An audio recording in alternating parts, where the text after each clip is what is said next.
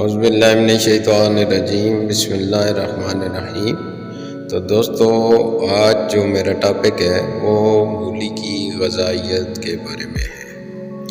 مولی کیا چیز ہے، اس کا استعمال اور اس کے فائدے ہمیں کیا دے سکتے ہیں، اور اس میں جو نیوٹریشن فیکٹس پائے جاتے ہیں وہ ہمارے کس کام کے ہیں، ذرا اس پہ تھوڑی سی بحث کروں گا۔ مولی آپ کو پتہ ہے کہ یہ سردیوں کا ایک بہترین تحفہ ہے۔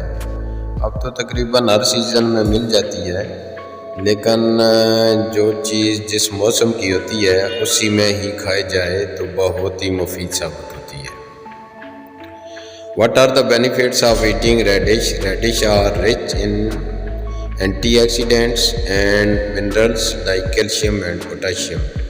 Together, these nutrients help lower high blood pressure and reduce your risk for heart disease. The radish is also a good source of natural nitrates that improve blood flow.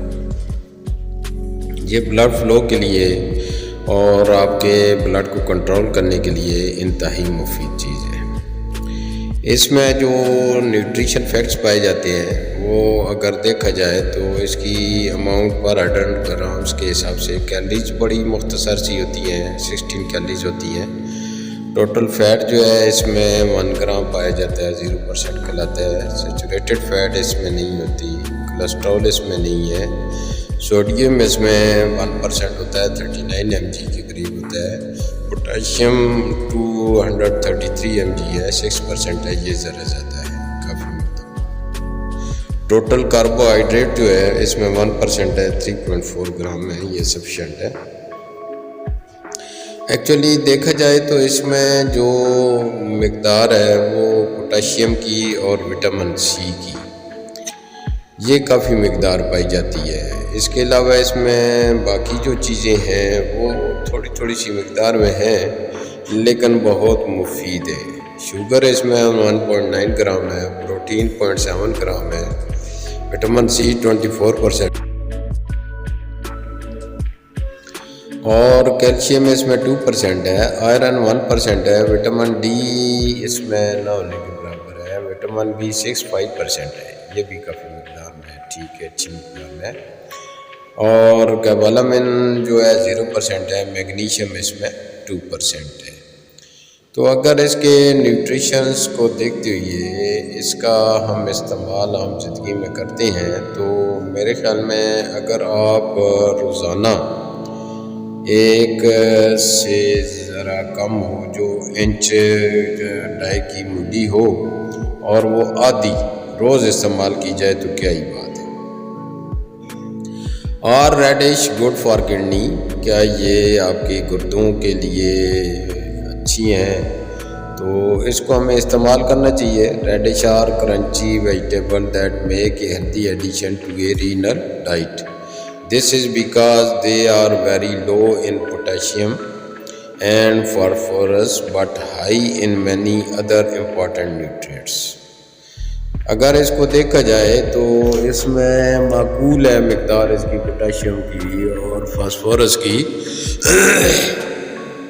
لیکن اس کے باقی نیوٹرینٹس کو دیکھیں تو یہ بہت اچھے پائے جاتے ہیں، جو آپ کی رینل جو آپ کی جو نالیاں ہیں، جو آپ کے گردے ہیں، بلاڈر سے ساتھ جڑی جو نالیاں ہیں، ان کے لیے یہ انتہائی مفید ہے اور اس کو استعمال میں لانا چاہیے۔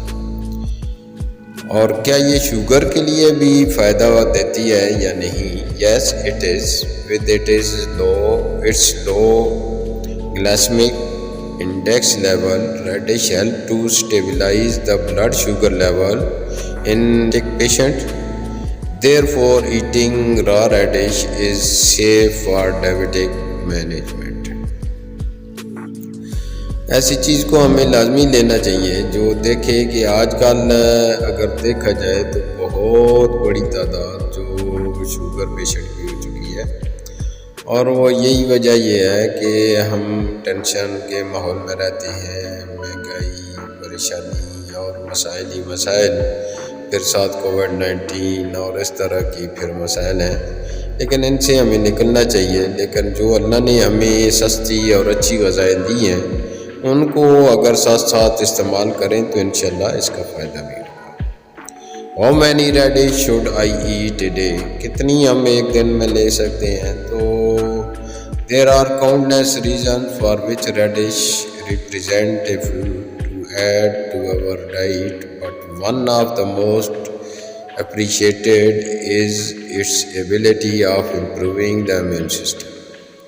A half radish cup per day added to the salad or to eat as snack can guarantee a daily assimilation of vitamin C equal to 15%.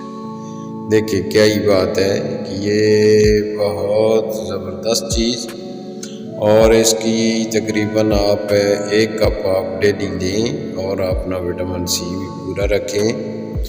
اور اس کے علاوہ آپ کا جو رینل سسٹم ہے اس کو بھی یہ باہر رکھتی ہے، آپ کی کڈنی کو اچھا رکھتی ہے، آپ کی ڈائبٹی کو کنٹرول رکھتی ہے. تو ایسی چیزیں لینے میں جس میں کوئی ہمارا کوئی خاص خرچہ بھی نہیں آتا، اس کا سمپل کاٹیں، سیلیڈ بنائیں، ہلکا سا کالا نمک ڈال لیں تو اس کو کھائیں مزے سے، تو بہترین چیز ہے.